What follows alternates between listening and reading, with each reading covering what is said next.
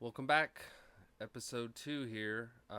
Big developments today kind of guided this episode. Brian Wilson of the Beach Boys passed away this morning. Um, I was expecting to do some more other underrated or overlooked albums, but I would have to be remiss if I didn't discuss the impact this man's had on my life and the whole musical collective, to be perfectly honest. Beach Boys are often dismissed, I think, by a lot of the younger generations as just kind of one hit wonders, maybe, or just a few tracks that resonated in the 60s, and then, that's the end of their influence. But people in the know are very much aware of the gigantic impact they've had over music, especially kind of like the singer songwriters that get into the studio and craft, amazing, dense uh, essentially concept albums, if you will, rather than just like one-off singles, just trying to make a buck. And I think that obviously you could debate what are the most important or your favorite, should I say, Beach Boys albums, but I don't think anyone would say that the most influential. Or sorry, I would say that without a doubt, the most influential Beach Boys album of all time is definitely Pet Sounds. Um, Supposedly, Brian was listening to the Beatles' Rubber Soul and Revolver and became obsessed with making what he called a teenage symphony to God. Something that would just be leaps and bounds above everything that had been recorded before. So it's really interesting that he was being influenced by, these four lads from Liverpool across the ocean. And funny story is, after they heard Pet Sounds, Paul McCartney famously convinced all the Beatles that they needed to make their own concept album, and they went with Rubber Soul. Oh, sorry, not Rubber Soul. They went with Sergeant Pepper, um, which unbelievable cultural moment when that was released. And it's crazy that whether that's 66 to 67 that these albums were released still impact the world today. Um, One of my, as in the first video, one of my favorite bands and artists of all time, My Bloody Valentine. I recently read an article, I think this year, that he was listening to Pet Sounds like crazy when he was touring America, before he made my favorite album, Loveless.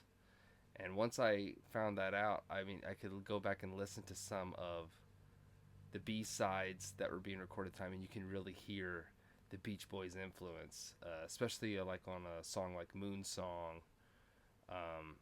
It really sounds like Caroline No, the last track on this album, the Beach Boys' Pet Sounds.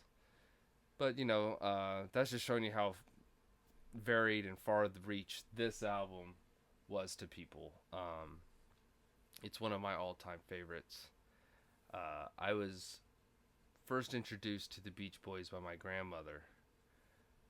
She absolutely adored the Beach Boys and Jerry Lee Lewis. Those were like the two. And if it was a country day, we were going to listen to Jerry Lee, or some of the early stuff, rock too. But if it was a pop day, we were listening to the Beach Boys. And I can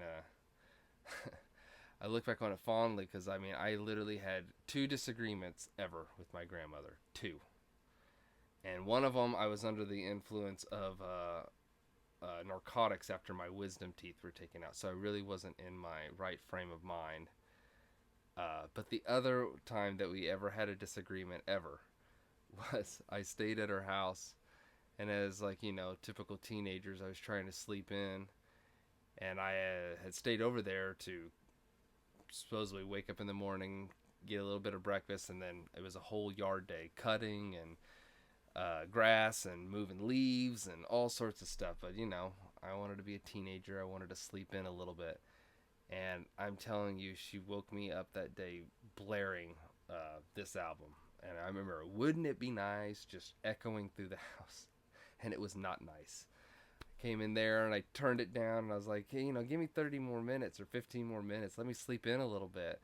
And she was like, well, this is my radio. This is my house. And this is how loud I play. I'll never forget it. And it was like the first time we had ever had a disagreement. I mean, my grandmother was an absolute saint. She still is a saint. And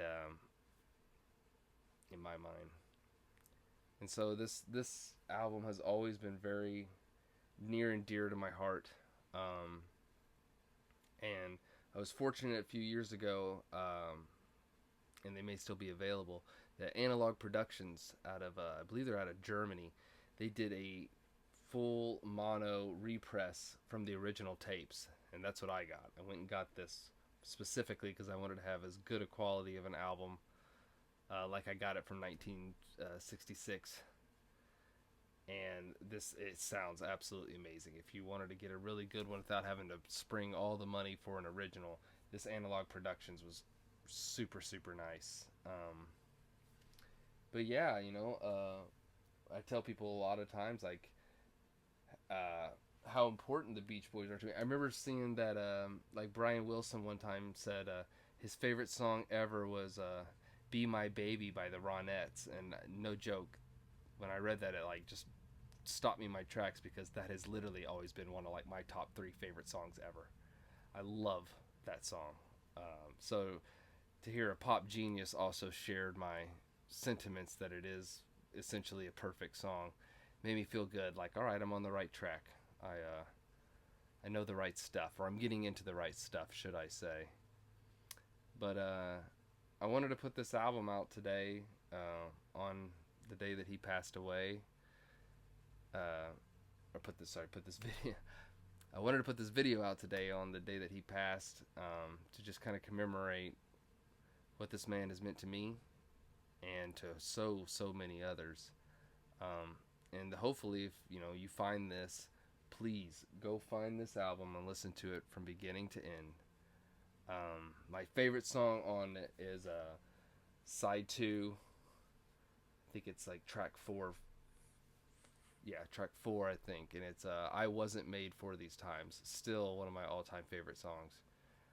And this album has Wouldn't It Be Nice, God Only Knows, Sloop John B. It's like it's hit after hit after hit after hit.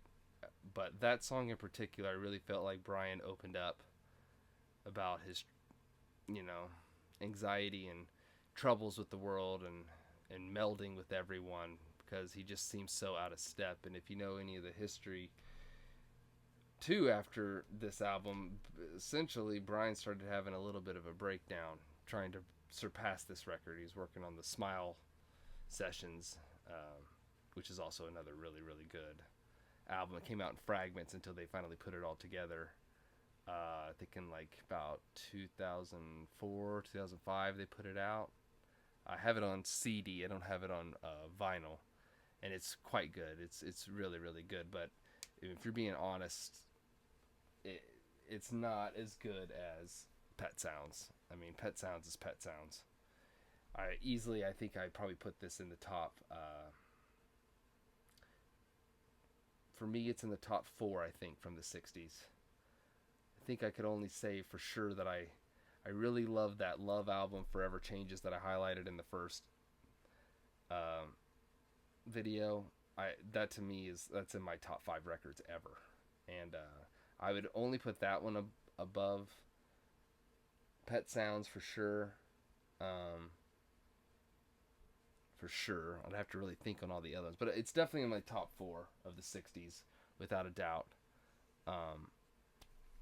But it's just a sad day, but it's a day that's coming for all of us too.